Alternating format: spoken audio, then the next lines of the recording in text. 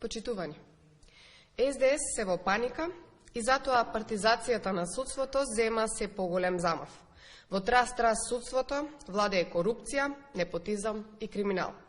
Токму затоа од оваа говорница денеска уште еднаш ќе го повикам министерот за правда, но и антикорупцијската комисија да се произнесат во врска со назначувањето на Весна Дамева, член на СДС и член на партиската комисија на СДС од стручна соработничка без искуство во судење, најпрво во член на Судскиот совет, а сега и негов председател. Антикорупцијската за ова не смее да молчи и мора веднаш да реагира. Исто така, денес сакам да го повикам и јавното обвинителство да истражи кои се тие судско бизнис елити, толку силни, кои ја натераа предходната председателка Црвенковска да си замине од функцијата председател на Судскиот совет, за на нејзино место да дојде Дамева.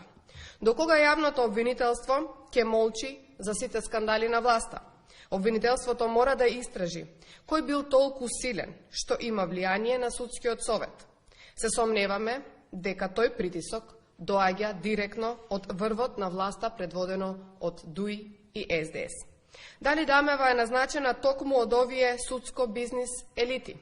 Што треба да испорача? Ова се прашањата на кои што власта мора да одговори и одговорност за истите мора да има. Со вакво непостапување на институциите и одмолчување на сите афери, Македонија не може да има напредок. Напротив, ќе расте на скалилата за корупција и криминал и континуирано ќе добива лоши извештаи и сериозни пораки од нашите меѓународни пријатели. Малку ли им беше меѓународниот скандал и срам со изборот на првиот обвинител, сега инсталираа и партиски член на партиската комисија на СДС да го води Судскиот совет.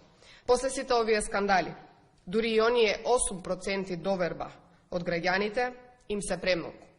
Го претворија судството во партиски штаб, во кој што вдомуваат само некомпетентни партиски членови. Партизацијата не застанува, но тоа нема да им помогне во одговорноста која ќе треба да следи наскоро. Нема да им помогне ниту партизираното судство, ниту партизираното обвинителство. Реформи мора да има, но и одговорност мора да има. Ви благодарам.